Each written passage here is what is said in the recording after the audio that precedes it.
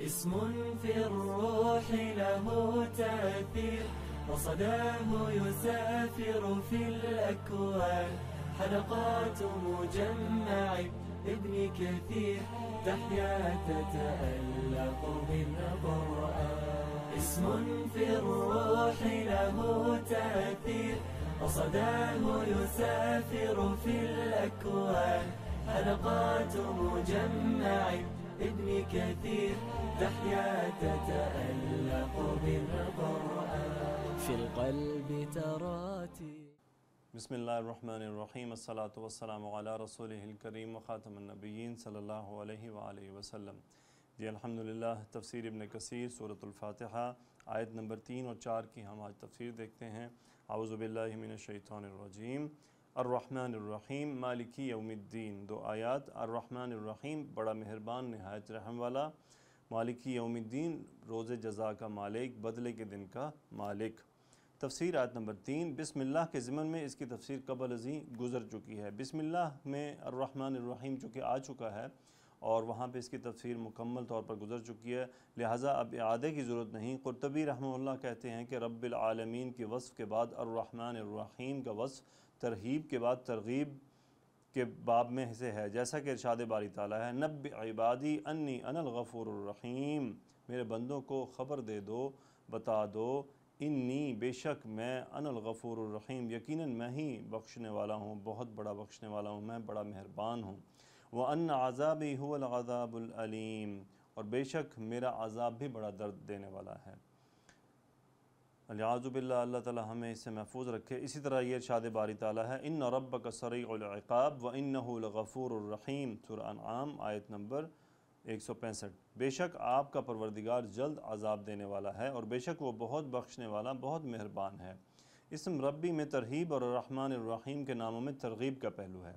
ابو ہریرہ رضی اللہ تعالیٰ عنہ سے روایت ہے کہ رسول اللہ صلی اللہ علیہ وآلہ وسلم نے فرمایا لو يعلم المؤمن ما عند الله عز وجل من العقوبة ما تمع بجنته أحد ولو يعلم الكافر ما عند الله من الرحمة ما قنط من رحمته أحد.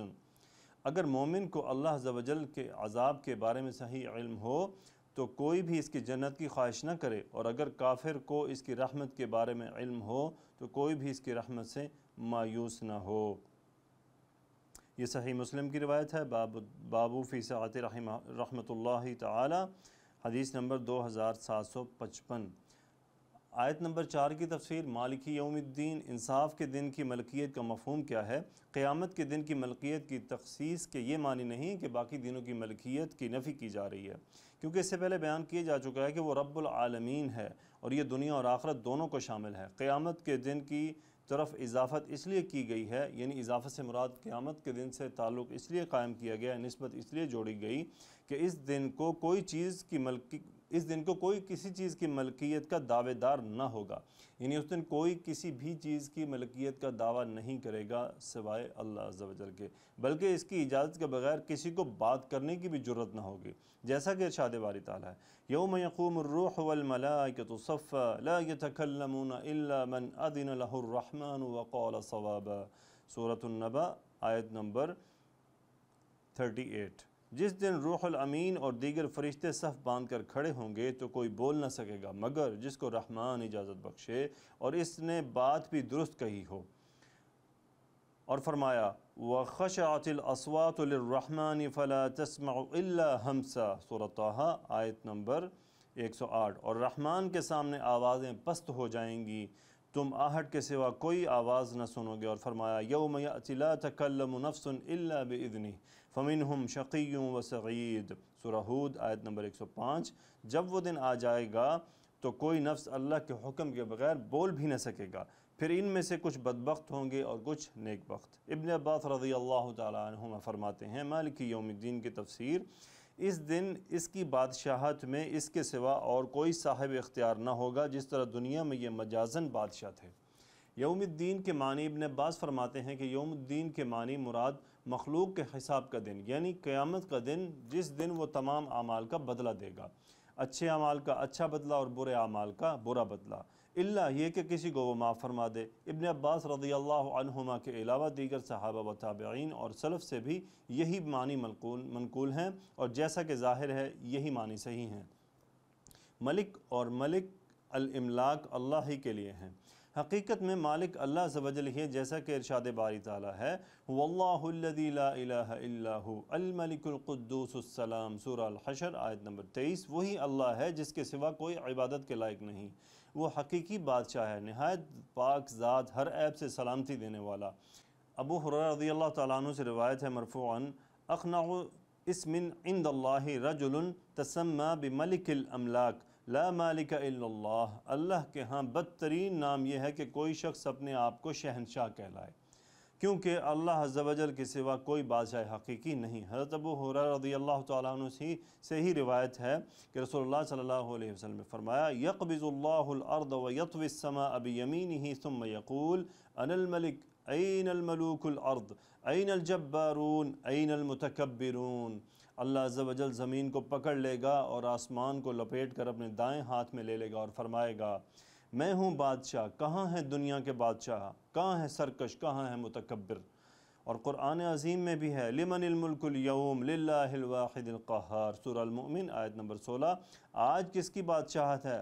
اللہ کی جو اکیلا غالب ہے۔ ہاں اللہ کے سوا کسی دوسرے کو دنیا میں جو بادشاہ کہا جاتا ہے تو یہ مجازی طور پر ہے، جیسا کہ فرمایا ان اللہ قد بعث لکم طالوت ملکا سورہ البقرہ آیت نمبر 247۔ بے شک اللہ نے تم پر طالوت کو بادشاہ مقرر فرمایا ہے۔ اسی طرح فرمایا وَكَانَ وَرَاءَهُم ملک سورہ الکہف میں آیت نمبر 79۔ اور ان کے آگے ایک بادشاہ تھا، اور فرمایا اِذْ جَعَلَ فِيكُمْ أَنْبِيَاءَ وَجَعَلَكُمْ مُلُوكًا المائدہ آیت نمبر 20۔ اس وقت کو یاد کرو جب اس نے تم میں پیغمبر پیدا کیا اور تمہیں بادشاہ بنایا۔ صحیح بخاری و مسلم کی ایک حدیث میں یہ جملہ بھی ہے مثل الملوک علی الاسرہ، پہلی اسلامی بحری فوج اس طرح ہوگی جس طرح بادشاہ تختوں پر جلوہ افروز ہوتے ہیں۔ الدین کی تفسیر، دین سے کیا مراد ہے؟ دین کے معنی جزا اور حساب کے ہیں، جیسا کہ ارشاد باری تعالیٰ ہے یومئذ یوفیہم اللہ دینہم الحق سورہ النور آیت نمبر 25۔ اس دن اللہ ان کو ان کے اعمال کی پوری اور ٹھیک جزا دے گا، اور فرمایا اِنَّا لَمَدِینُونَ سورہ الصافات آیت نمبر 53۔ تو کیا واقعی ہم دوبارہ اٹھا کر بدلہ ملے گا ہمیں؟ یعنی کیا ہمیں جزا دی جائے گی اور کیا ہمارا حساب لیا جائے گا؟ حدیث میں ہے الکیس من دان نفسہ وعمل لما بعد الموت، عقل مند وہ ہے جو اپنا محاسبہ خود کرے اور موت کے بعد کی زندگی کے لیے عمل کرے۔ حضرت عمر فرمایا کرتے تھے اپنا محاسبہ کرتے رہا کرو قبل اس کے کہ تم سے حساب لیا جائے، اور اپنا وزن کرتے رہا کرو قبل اس کے کہ تمہارا وزن کیا جائے، اور اس ذات گرامی کے سامنے اس بڑی پیشی کے لیے تیاری کرتے رہا کرو جس نے دنیا میں اپنا محاسبہ کر لیا، اور روز قیامت اس پر حساب آسان ہو جائے گا۔ یومئذ تعرضون لا تخفى منکم خافیہ سورہ الحاقہ، اس روز تمہاری پیشی ہوگی اور تمہاری کوئی پوشیدہ بات چھپی نہ رہے گی۔ جی الحمدللہ ہم نے سورہ الفاتحہ کی آیت نمبر 3 اور 4 اس کی ہم نے تفسیر دیکھی، اس میں الرحمن اور الرحیم کے بارے میں بات ہوئی۔ اس کے بعد مالک یوم الدین کے روز جزا کا اللہ عز و جل جو ہے وہ مالک ہے۔ اللہ نے کیوں اس دن کو اپنے ساتھ خاص کیا ہے؟ حالانکہ اللہ ہر وقت ہر چیز کا مالک ہے، لیکن اس کی ایک وجہ ہے کہ اس دن کوئی کسی چیز کا مالک نہیں ہوگا، کوئی اپنی ملکیت کا دعویٰ نہیں کرے گا، بلکہ کوئی بول بھی نہیں پائے گا۔ اس دن صرف اور صرف اللہ ہی کی ملکیت ہوگی۔ اور جیسا کہ حدیث مبارکہ بھی ہم نے دیکھی کہ کس قدر پیارے الفاظ ہیں، اور اس کے اندر ایک وجاہت موجود ہے، ایک طاقت موجود ہے۔ رسول اللہ صلی اللہ علیہ وسلم نے کیسے فرمایا یقبض اللہ الارض ویطوی السماء بیمینہ ثم یقول انا الملک این الملوک الارض این الجبارون این المتکبرون۔ یہ وہ الفاظ ہیں جو اللہ عز و جل پوری بادشاہت کے ساتھ اس دن ادا فرمائیں گے اور پوچھیں گے انا الملک، میں ہوں بادشاہ، این ملوک الارض، کہاں ہیں وہ زمین کے بادشاہ جو زمین پر بڑے تکبر سے اور بڑے اکڑ کر چلتے تھے، این الجبارون، کہاں ہیں وہ جبار لوگ جو سختیاں کرتے تھے، جو زمین پر رہنے والوں پر جب ان کو بادشاہت ملتی تھی تو وہ ظلم و جبر کرتے تھے۔ این المتکبرون، کہاں ہیں تکبر کرنے والے؟ تو اللہ تعالی ہم سب کو تکبر سے بچائے۔ اللہ عز و جل ہمیں اللہ عز و جل ہمیں حقیقی طور پہ اپنا جو استحضار ہے وہ عطا فرمائے، ہمارا یقین پختہ ہو جائے، ہم اللہ کا اس طرح سے ہم اللہ کی بندگی کریں کہ جیسا کہ ہم اللہ کو ہر وقت دیکھ رہے ہیں۔ اگر یہ نہیں تو اللہ تو ہمیں ضرور دیکھ رہا ہے۔ تو کوشش کیجئے کہ میرے ساتھ جڑے رہیے۔ اللہ تعالی ہمیں اس عمل کو مکمل کرنے کی توفیق عطا فرمائے۔ وآخر دعوانا ان الحمد للہ رب العالمین۔ الصلاۃ والسلام علی رسولہ الکریم وخاتم النبیین صلی اللہ علیہ وآلہ وسلم۔